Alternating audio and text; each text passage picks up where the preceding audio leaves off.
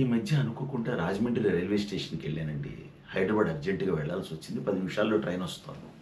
సరే నేను అక్కడ ప్లాట్‌ఫార్మ్ మీద కూర్చొని పేపర్ చదువుకుంటున్నాను. ఇంతలోపల ఒక కుర్రాడు 15, 16 ఏళ్ళు ఉంటాయి. వాడు ఒక 4 వాటర్ బాటిల్స్ తీసుకొని వచ్చి నా పక్కన కూర్చున్నాడు. ఒక వాటర్ బాటిల్ తీయడానికి ట్రై చేస్తున్నాడు. ఒక వాటర్ బాటిల్ మూత తీయడానికి ట్రై చేస్తున్నాడు. రావట్లా. కష్టపడుతున్నాడు. నా ముందరే 3, 4 సార్లు ట్రై చేశాడు. అయితే వెంటనే నాకీ బాబు అని చెప్పి తీసి వెంటనే ఒక్క క్షణంలో ఇలా మూత తీసి వాడికి ఇవ్వబోయాను. వాడు రూ. 20 ఇవ్వండి అన్నాడు. అదేంటి అనబోయా. అనబోయి అలా చూశాను. చూస్తూనే అదేంటండి వాటర్ బాటిల్ కొన్నారు కదా! మూత కూడా తీసేసారు కదా!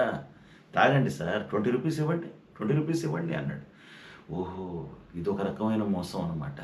ఇలా ప్రయత్నించి మన చేతి తీయించి మన దగ్గర రూ. 20 కొట్టేస్తారనమాట. అప్పుడు అర్థమైందండి. మోసం ఇలా కూడా జరుగుతోందని. సింపుల్‌గా మోసం చేశాడండి. సింపుల్‌గా మోసం చేశాడు. భలే ఈజీగా మోసం చేశాడు. అర్థమైంది కదా! అది.